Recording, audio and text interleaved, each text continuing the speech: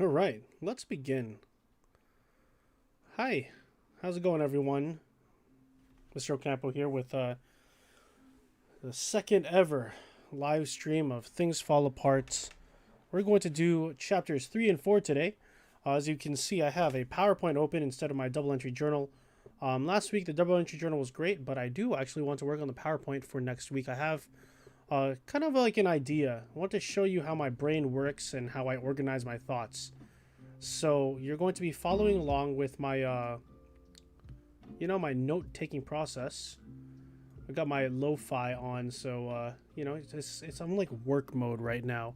We have 1 hour to get through 2 chapters, and when I recorded these chapters, they were both average about 16 minutes each, and that is half of the class time that I have right now. So I'm going to try and read quickly. I'm going to turn down the music a bit so that you can hear me. We'll play around with the audio levels. If anyone has any issues hearing me or understanding me or has any questions, as always, feel free to enter it into the chat, and I'll get to you as soon as I see it pop up. But we got to read and we got to break this down. So I'm going to be taking my notes down in my my PowerPoint as we go, and you can see I've broken it up here into some critical moments. So let's read chapter 3, The Misfortunes of Okonkwo.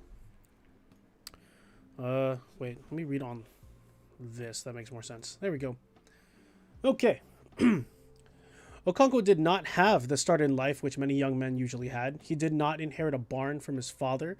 There was no barn to inherit. The story was told in Umofia of how his father Unoka had gone to consult the Oracle of the Hills and the Caves to find out why he always had a miserable harvest. So key point here, Okonkwo didn't inherit anything from his dad, and his dad, seeing how bad it was, he went to go get some advice. So flashback, Unoka talks to the Oracle. The Oracle is advice giver.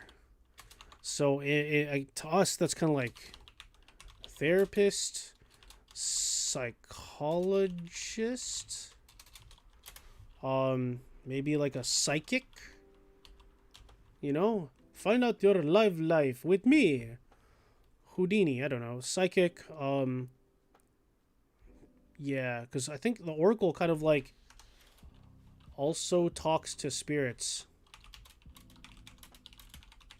right? So I'm jumping ahead here. The Oracle was called Ogbala, and people from far and near to consult it. They came when misfortune dogged their steps, or when they had a dispute with their neighbors. They came to discover what the future held for them, or to consult the spirits of their departed fathers. Yeah, that sounds like a psychic. The way into the shrine was a round hole at the side of a hill, just a little bigger than the round opening into a hen house. Worshippers and those who came to seek knowledge from the god crawled on their belly through the hole and found themselves in a dark, endless space in the presence of Ogbala. So Ogbala is like the spirit, the oracle, but no one had ever beheld Ogbala except his priestess. So they're not talking to Ogbala himself, they are talking to the priestess. No one who had ever crawled into his awful shrine had come out without the fear for his power. So, setting is creepy and mystical. Nobody ever talks to Ogbala.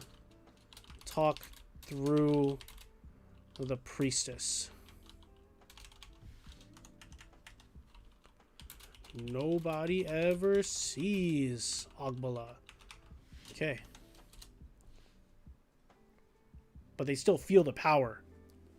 His priestess stood by the sacred fire which she built in the heart of the cave and proclaimed the will of the god.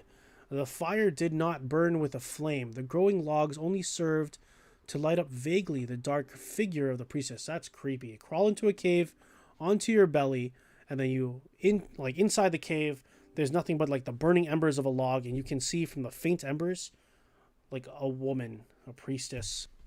Sometimes a man came to consult the spirit of his dead father or relative. It was said that when such a spirit appeared, the man saw it vaguely in the darkness, but never heard its voice. Some people even said that they had heard the spirits flying and flapping their wings against the roof of the cave. Could be bats, but spirits. Many years ago, when Okonkwo was still a boy, his father Unoka had gone to consult Agbala. The priestess in those days was a woman called Chika. She was full of the power of her god, and she was greatly feared. Unoka stood before her and began his story. So, Unoka goes to consult Agbala about his problems. Okay. Every year, he said sadly, before I put any crop in the earth, I sacrifice a cock to Ani, the owner of all land. It is the law of our fathers. I also kill a cock at the shrine of Ifejioku, the god of yams. I clear the bush and set fire to it when it is dry. I sow the yams when the first rain has fallen, and stake them when the young tendrils appear. Hold your peace, screamed the priestess, her voice terrible as it echoed through the dark void. You have offended neither the gods nor your fathers, and when a man is at peace with his gods and his ancestors, his harvest will be good or bad according to the strength of his arm. You, Unoka, are known in all the clan for the weakness of your machete and your hoe. When your neighbors go out with their axe to cut down virgin forests, you sow your yams on exhausted farms that take no labor to clear. They cross 7 rivers to make their farms. You stay at home and offer sacrifices to reluctant soil. Go home and work like a man. Dang. The priestess, Chika,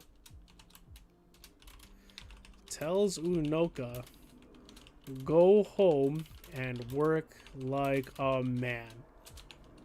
Unoka is known for his laziness. He doesn't try to make his farm that great. He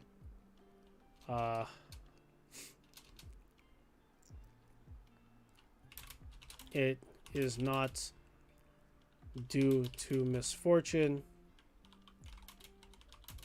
but bad habits. Look, I know that a lot of us have had those times where, like, man, like me, I could say, like, oh, dang it, it's just my bad luck. I just keep gaining weight. I have bad genetics. I'm like, I don't, you know, I maybe it's because, you know, in a past life I didn't take care of myself, so I have bad karma. No. Straight up, it's because I eat way too much food and I don't move. That's why I'm fat. I need to look at reality. That's what Unoka, he's trying to blame his problems on things that are beyond his control, like the gods. And Chika, the spokesperson for Agbala, is like, bro, I talked to the gods and they have no problem with you. It's your own fault. You need to do some work. Otherwise, this is what you get. So I'm like, I can kind of get where he's coming from, because I know we've all tried to get away with it. You know, whether it's like bad grades, like, oh, I was having a bad day. It's my parents' fault for not, like, you know, taking me to school. Or it's like, no, you didn't read the book. There is no school. You just sign in and do your stuff. Stop blaming other people for things you refuse to do, you know? So that's Unoka. That's the first part of this bit. Unoka was an ill-fated man. He had a bad chi or personal god, and evil fortune followed him to the grave, or rather to his death, for he had no grave. Ooh. He died of the swelling, which was an abomination to the earth goddess. When a man was afflicted with swelling in the stomach and the limbs, he was not allowed to die in the house. He was carried to the evil forest and left there to die. Okay, cultural revelation there. They don't bury people who are sick. That's weird. There was the story of a very stubborn man who staggered back to his house and had to be carried again to the forest and tied to a tree. The sickness was an abomination to the earth, and so the victim could not be buried in her bowels. That makes sense. He died and rotted away above the earth, and was not given the first or second burial. Such was Unoka's fate. When they carried him away, he took with him his flute. Unoka died of disease. He was not buried, given a disgraceful death. What else? What else? What else? Cultural fact. The evil forest is where the disgraced and unclean go to die. Let's go with that. Cultural fact, cultural revelation. I like that. There we go. There we go. Yeah. So, if anyone's having trouble following my notes, I know it's a little small right now, but I can always switch to this screen so you can see it. But I do want to have the reading available. All right. So there we go. Okay. It's a lot for this chapter so far.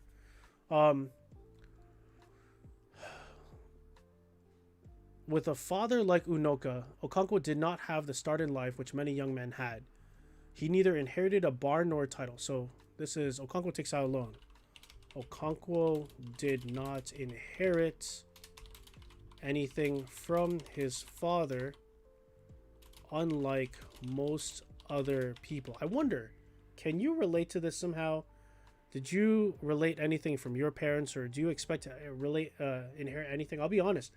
I am inheriting quite a bit from my father's hard work. He grew up in, the poorest little village in the Philippines, and he worked hard. He made a name for himself. He moved to America, married his wife, bought a home, still continue working, has a lot saved up in retirement, and he now owns a few properties in Las Vegas. And he told us, last time we talked about it, he said, like, there's 3 of you, and I bought 1 property for each of you. And I'm going to be inheriting his, a house. I have a house. Like, yeah, the mortgage isn't fully paid off, but I already have a property in my name. Like, I'm inheriting it. Okonkwo can't say that. So, because Unoka's, a deadbeat dad, my father is not like Unoka at all. So, Okonkwo did not inherit anything from his father, unlike most people. Let's see, where we at? I need to keep a marker where I'm at. He neither inherited a barn, nor a title, nor even a young wife. He got nothing. But in spite of these disadvantages, he had begun, even in his father's lifetime, to lay the foundations of a prosperous future. It was slow and painful, but he threw himself into it like one possessed. And indeed, he was possessed by the fear of his father's contemptible life and shameful death. I like this quote. Wait. Let me organize it.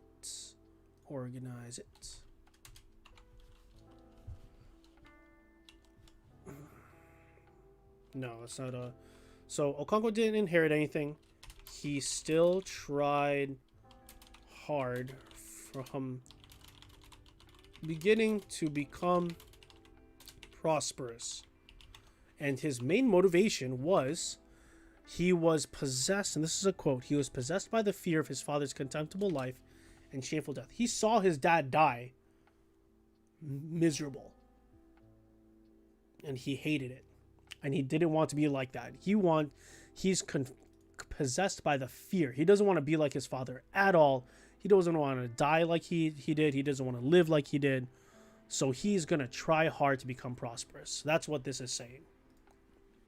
There was a wealthy man in Okonkwo's village who had 3 huge barns, 9 wives, and 30 children. 9 wives. Okay. Wealthy man with 9 wives and 30 kids.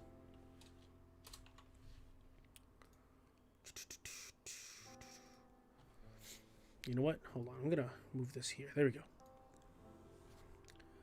All right. Sorry. Is that better? Nope, that's not better.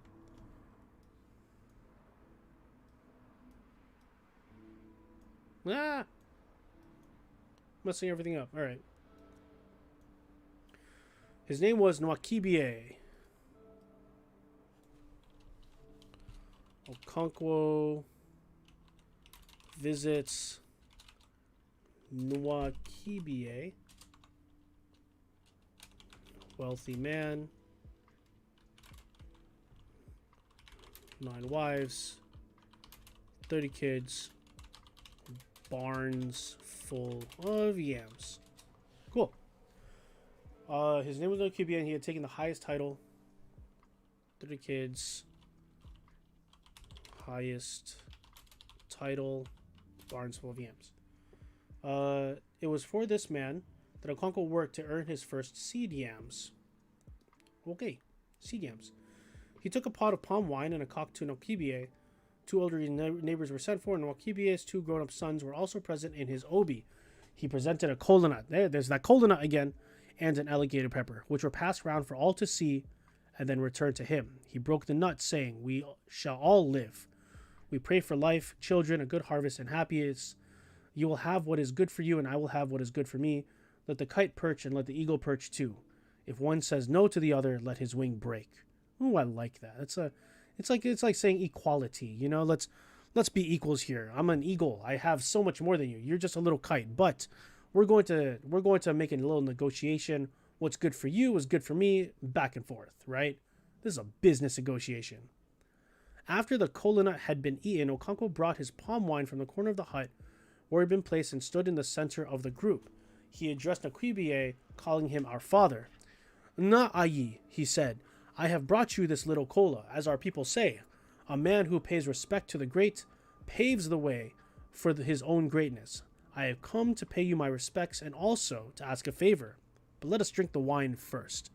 So, there is a ceremonial greeting, breaking of kola nut, drinking of palm wine.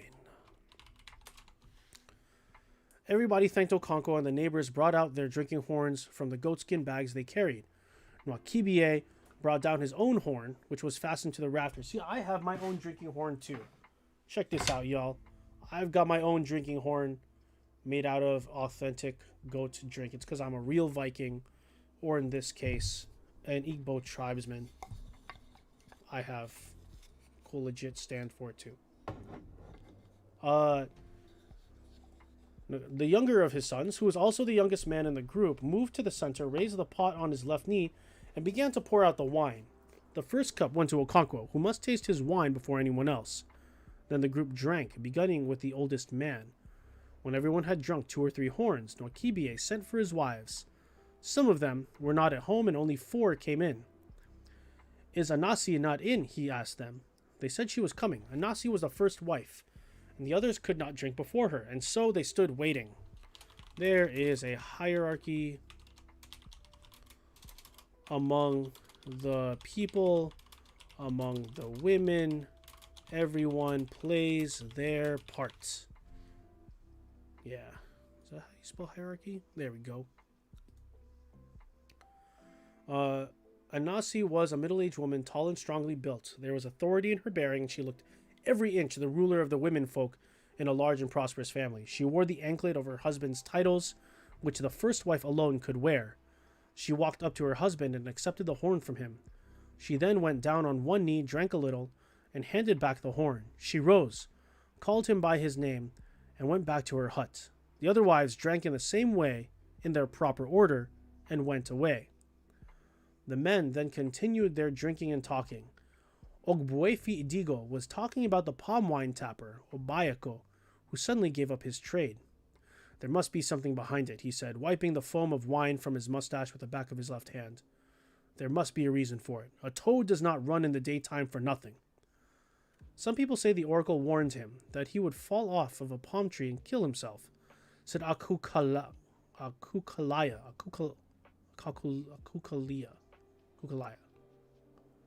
It's hard. Kukalaya. "Obayako has always been a strange one," said Nwakibie. "I have heard that many years ago, when his father had not been dead very long, he had gone to consult the oracle. The oracle said to him, 'Your dead father wants you to sacrifice a goat to him.' Do you know what he told the oracle? He said, 'Ask my dead father if he ever had a fowl when he was alive.'" Everybody laughed heartily except Okonkwo, who laughed uneasily, because As the saying goes, an old woman is always uneasy when dry bones are mentioned in a proverb. Okonkwo remembered his own father. Hold on. Oh, I get it. Your dead father wants you to sacrifice a goat to him. And then, so this guy is like, my dead dad? My dead dad didn't even have a goat for himself. You know, he kind of like retorted. You know, he's kind of like calling out his dad, his dead father for being, you know, poor.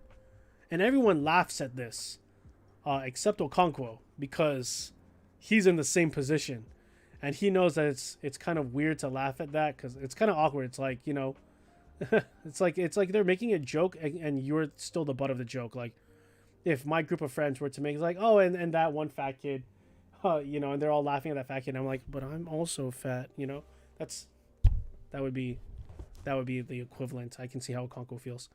At last, the young man who was pouring out the wine held up half a horn of the thick white dregs and said, what we are eating is finished. I think the thick white dregs, and forgive me for this, but one of my side hobbies is brewing beer. And at the end of brewing something, because you brew alcohol, the leftovers at the bottom, the sediment, that's like the yeast, the things that make the alcohol. That's what it's talking about. There's this like film of yeast. If you've ever drank something and there's pulp at the bottom, that's like this. Who will drink the dregs? Whoever has a job in hand, said Edigo, looking at Nwakibie's elder son, Iguelo, with a malicious twinkle in his eye. Everybody agreed that Iguelo should drink the dregs. He accepted the half-full horn from his brother and drank it. As Edigo had said, Iguelo had a job in hand, because he had married his first wife a month or two before. The thick dregs of palm wine were supposed to be good for men who were going into their wives. Wow, that's rather vivid. Culture revelation. Drinking the dregs of an alcoholic beverage is good for things in bed. I learned things.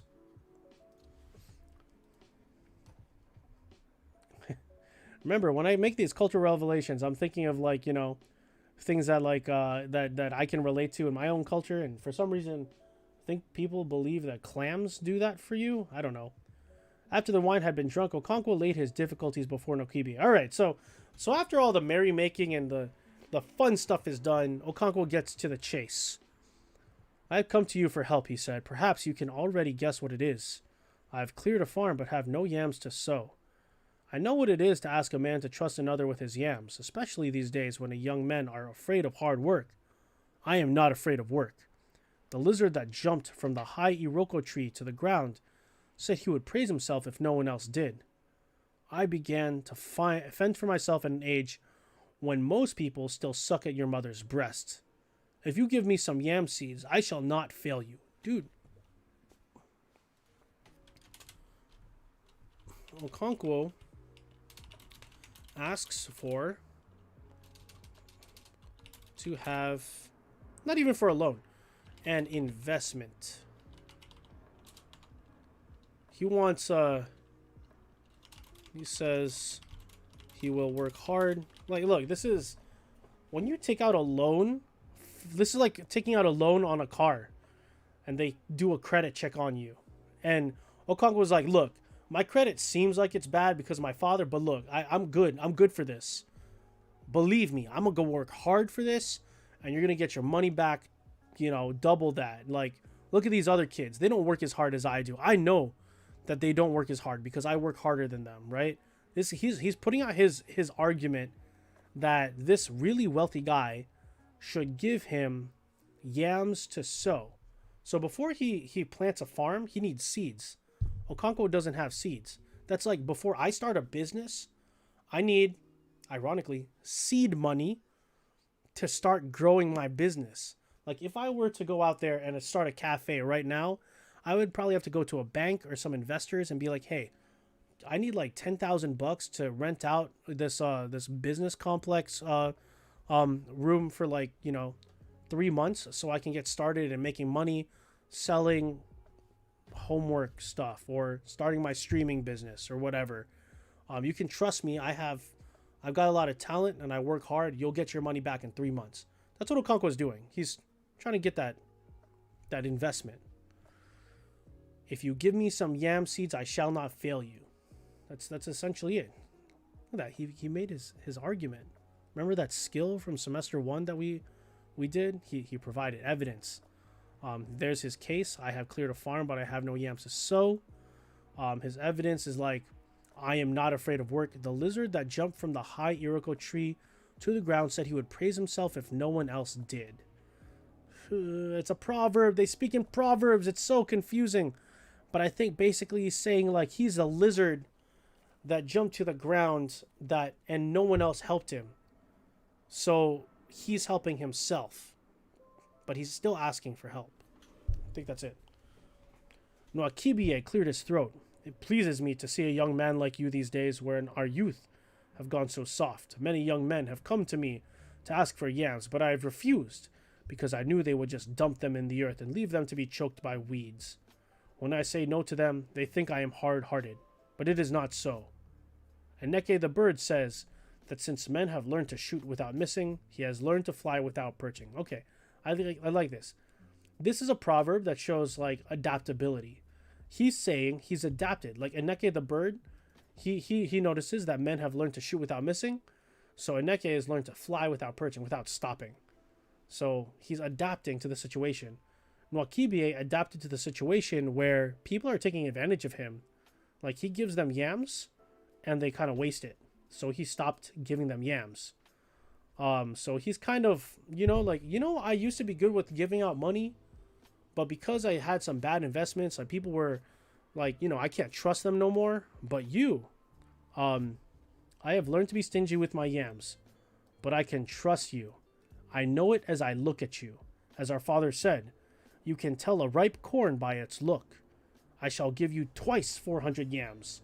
Go ahead and prepare your farm. So Okonkwo, okay, says you will work hard. He says he is not like the other young guys who waste the investment. He proves himself and gets twice what he asked for. It's pretty good.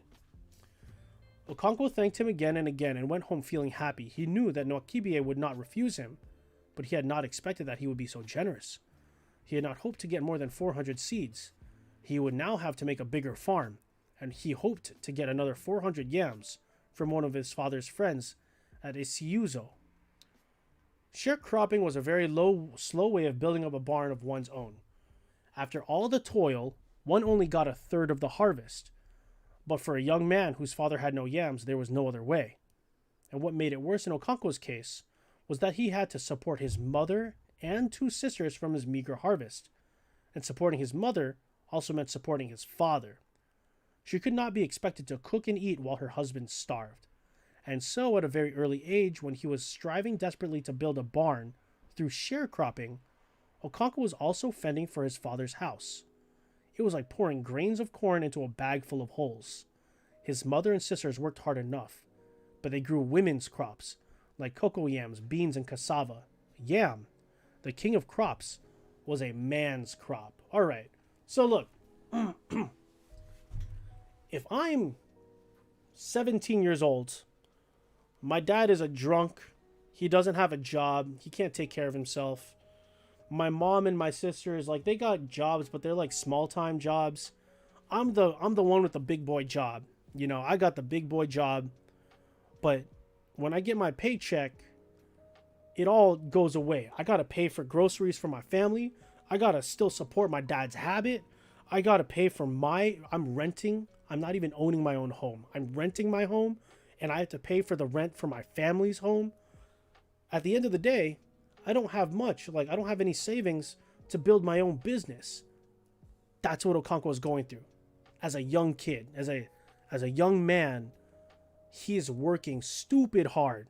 multiple jobs, big boy jobs, so that he can support not just himself, but his mother and sisters, and by proxy his father. And he's not even getting anything for it. Like he could be making so much more, but because he has to support all these people, he's not making as much. Man, we are at 2 o'clock already, halfway there, and we're only halfway through the first chapter. I'll be honest, I'm probably gonna have to do a second run through, a second live stream, and do chapter 4 on its own, because there's just so much to unpack that I want to make sure that we understand. But we are now on the third part, at least what I consider the third part of chapter 3. All right, after he secures his investment that year, Okonkwo took 800 seed yams from Nakibie. That year that Okonkwo took 800 seed yams from Nakibie was the worst year in living memory. Nothing happened at its proper time. It was either too early or too late. It seemed as if the world had gone mad. Okonkwo has or experiences the worst harvest planting season ever. So it's like he took all his money out and then all of a sudden, boom, Great Depression. All that money that you took out, all those investments, it's not going to do anything for you. No one has money to spend and you're not going to make any money. Like a pandemic. That year that Okonkwo took 800 seed hams from Nakibie was the worst year in living memory. Nothing happened at its proper time. It was either too early or too late. It seemed as if the world had gone mad. The first rains were late, and when they came, lasted only a brief moment. The blazing sun returned, more fierce than it ever had been known, and scorched all the green that had appeared with the rains. The earth burned like hot coals and roasted all the yams that had been sown. Like all good farmers, Okonkwo had begun to sow with the first rains. He had sown 400 seeds when the rains dried up and the heat returned. He watched the sky all day for signs of rain clouds and lay awake all night. In the morning, he went back to his farm and saw the withering tendrils. He had tried to protect them from the smoldering earth by making rings of thick sisal leaves around them. But by the end of the day, the sisal rings were burned dry and gray.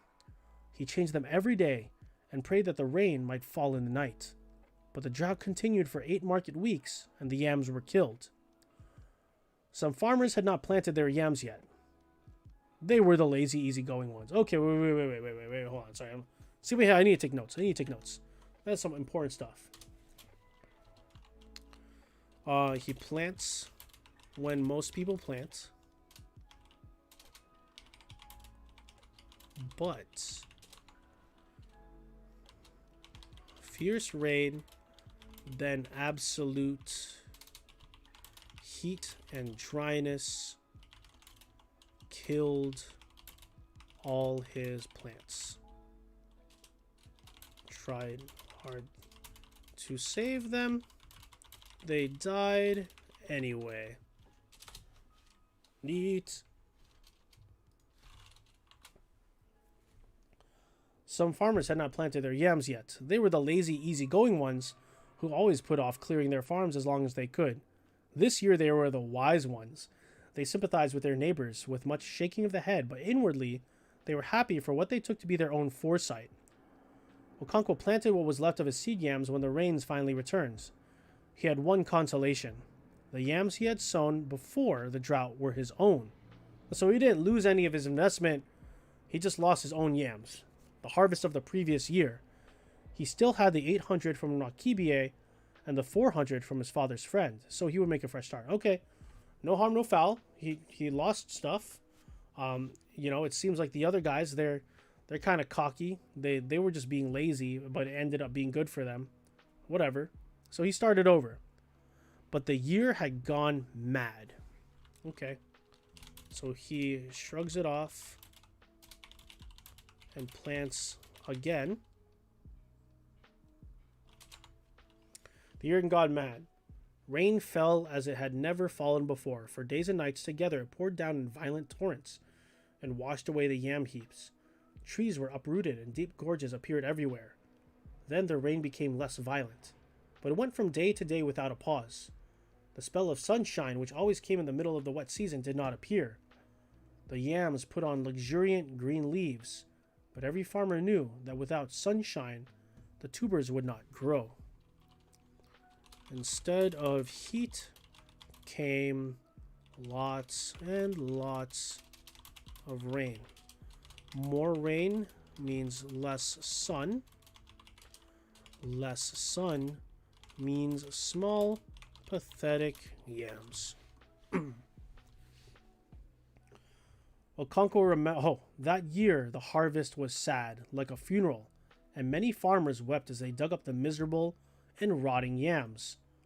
One man tied his cloth to a tree branch and hanged himself. That's insane. That's like a stock trader whose investments all crashed, and he's got nothing left, and jumps out of the building that he's working in. That's happened before.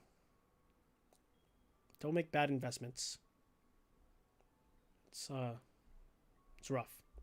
Okonkwo remembered that tragic year with a cold shiver throughout the rest of his life. It always surprised him when he thought of it later that he did not sink under the load of despair. He knew that he was a fierce fighter, but that year had been enough to break the heart of a lion. Since I survived that year, he always said, I shall survive anything. He put it down to his inflexible will. So that's something. That is Okonkwo characterization. We learned more about characterization of Okonkwo. Since I survived that year, I shall survive anything. He is really persistent. Stubborn, maybe. His father Unoka was then an ailing man, had said to him during that terrible harvest month, do not despair. I know you will not despair. You have a manly and a proud heart. A proud heart can survive the general failure because such failure does not prick its pride. It is more difficult and more bitter when a man fails alone. Unoka was like that in his last days. His love of talk had grown with age and sickness. It tried Okonkwo's patience beyond words. Wait, this is an important moment. Okonkwo's father Unoka said to him during that... So Unoka was alive while this is happening. Do not despair. I know you will not despair. Whoa! Yo! Unoka gives Okonkwo encouragement. Bro, that's messed up. I kind of feel bad for Unoka. Unoka's just trying to comfort his son. Unoka's really good with emotions, remember? Like, he's trying to, like, help him through it. You have a manly and a proud heart. A proud heart can survive a general failure, because such failure does not prick its pride. It is more difficult and more bitter when a man fails alone. Unoka gives Okonkwo encouragement. Okonkwo... it tried Okonkwo's patience beyond words. Okonkwo hates it. It's like you're trying your best to make your situation better, and the person who's like putting you in that situation isn't doing anything, and they're trying to help you, but they don't realize they're part of the problem. Okonkwo is like dealing with that. That sucks. That really sucks. Okay, man. All right, so let's move on to chapter 4. We have 20 minutes to break down chapter 4. I need some water. How's everyone doing? If there's anyone watching, please remember you can interact with me in chat. That's fine. I know I'm going by really quickly and just thinking out loud. All my notes are here. I'm gonna try and turn this into a PowerPoint for class or something, but we'll see how it goes. There's just so much to unpack. Hold on. 20 minutes. Let's see if we can do it.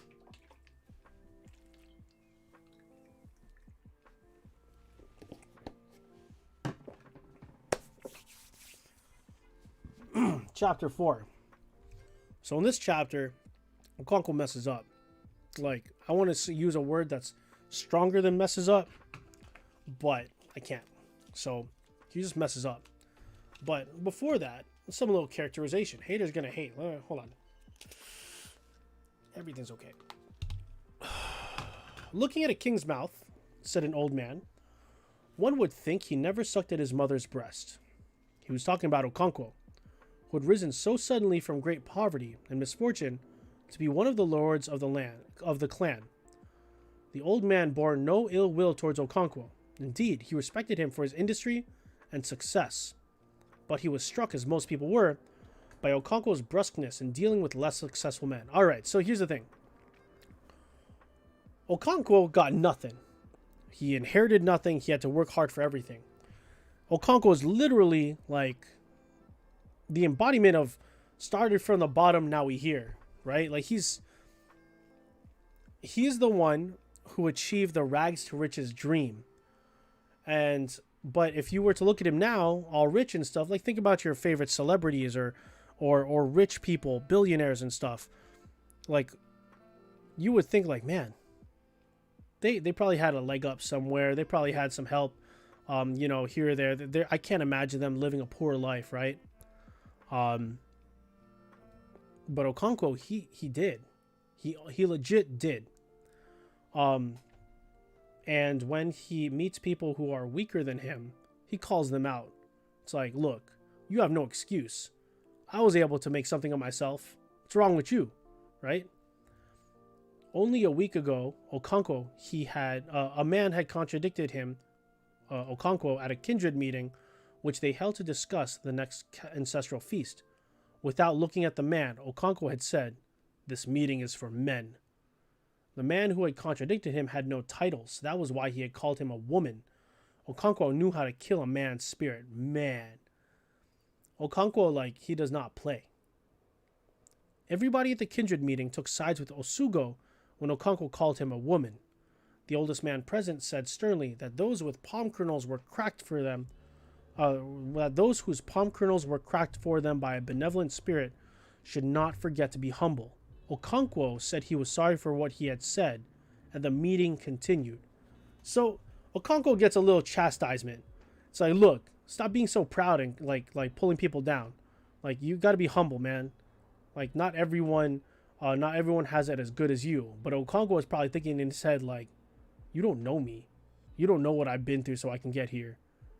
I can say what I want. He's proud. Okonkwo's proud of what he's done. And that's fair, I can see that. But he is also being really mean, But it was really not true that Okonkwo's palm kernels had been cracked for him by a benevolent spirit. That means he got handouts. He was taken care of. He cracked them himself.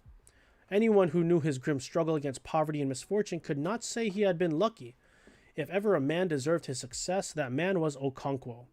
At an early age, he had achieved fame as the greatest wrestler in all the land. That was not luck. At the most, one could say that his chi or personal god was good. But the Igbo people have a proverb that when a man says yes, his chi says yes also. Okonkwo said yes, very strongly, so his chi agreed. And not only his chi, but his clan too, because it judged a man by the work of his hands. That was why Okonkwo had been chosen by the 9 villages to carry a message of war to their enemies, unless they agreed to give up a young man and a virgin to atone for the murder of Udo's wife.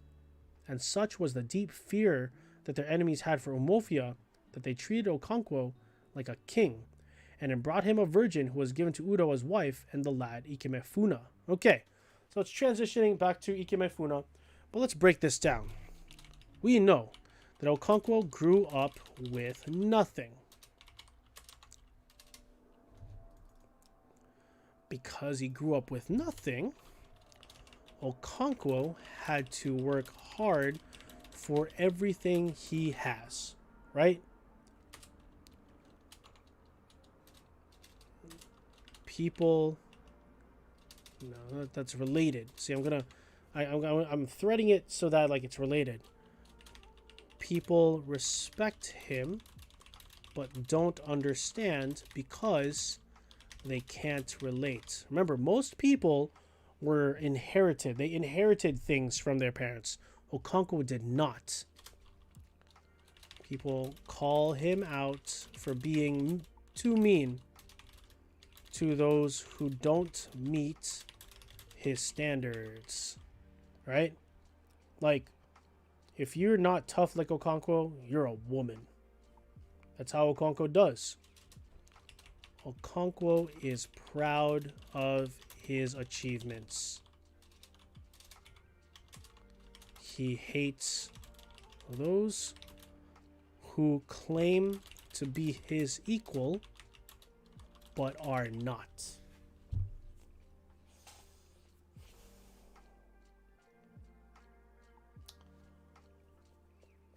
Who do you think is the stronger character? Someone who works hard to earn $1 million in their life? Or someone who is given $1 million by their parents because their parents passed away? Who do you think has a stronger character? Just based off of that information. Okay, that's what's going on here. Okay? A little bit of more cultural revelation. An individual's hard work is recognized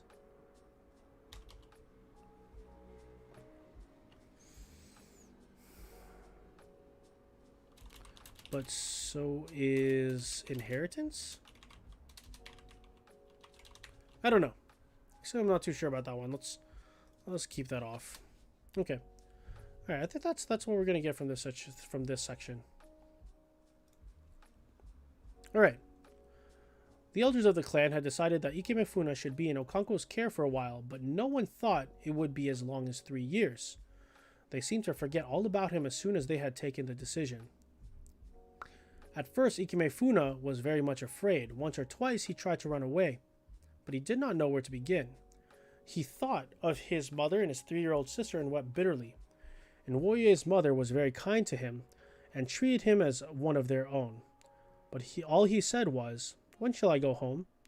When Okonkwo heard that he would not eat any food, he came into the hut with a big stick in his hand and stood over him while he swallowed his yams, trembling. A few moments later, he went behind the hut and began to vomit painfully. Nwoye's mother went to him and placed her hands on his chest and on his back. He was ill for 3 market weeks, and when he recovered, he seemed to have overcome his great fear and sadness. He was by nature a very lively... Okay, so we are talking about... Let's talk about Okonkwo the dad here. Let's switch it up. So...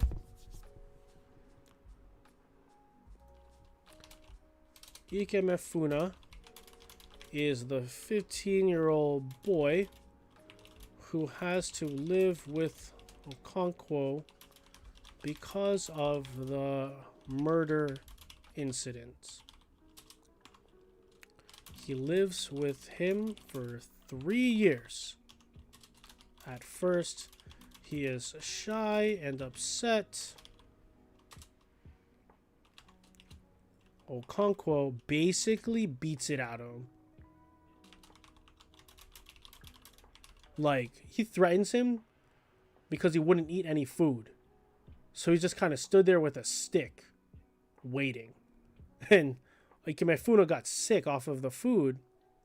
And it says here, when he recovered, he seemed to have overcome his great fear and sadness.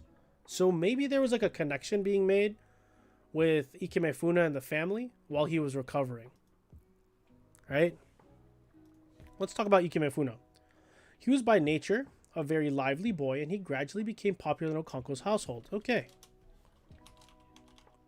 Funa is... So he becomes popular with Okonkwo's home.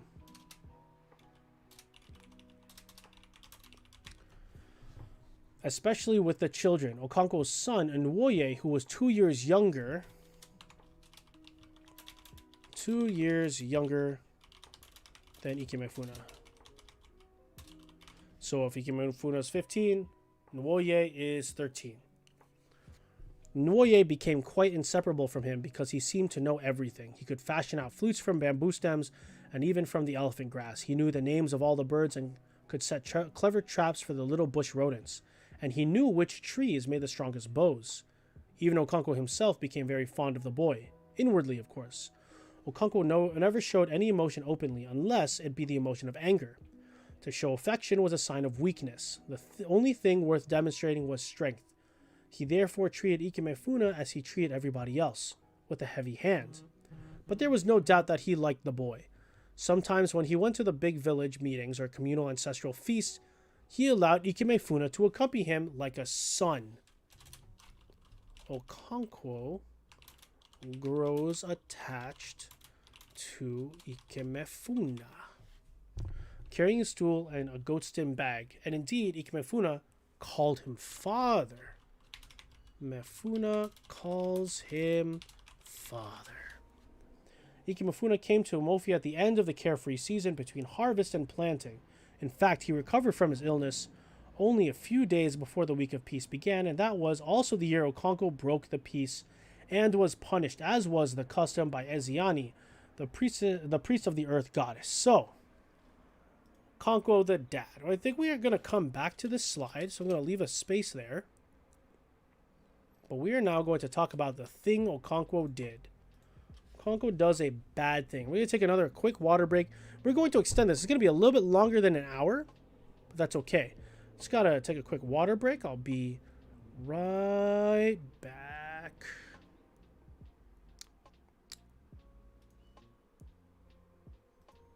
BRB.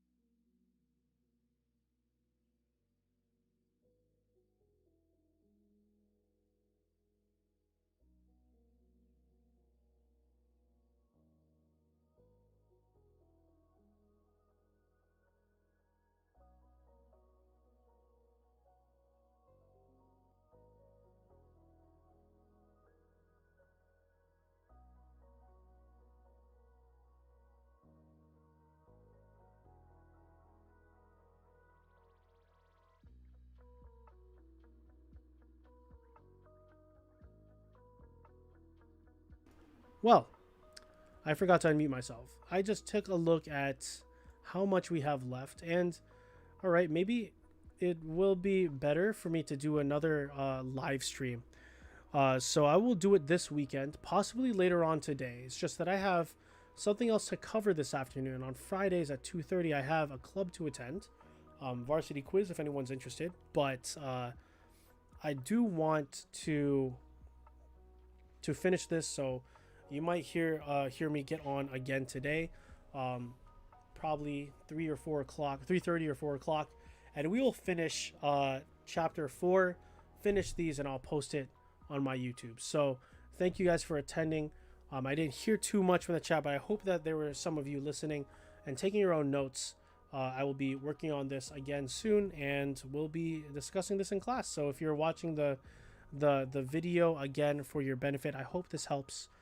Please let me know in class if this is something that you enjoy seeing, that will help you understand the story, because the story is dense, but I love talking about it.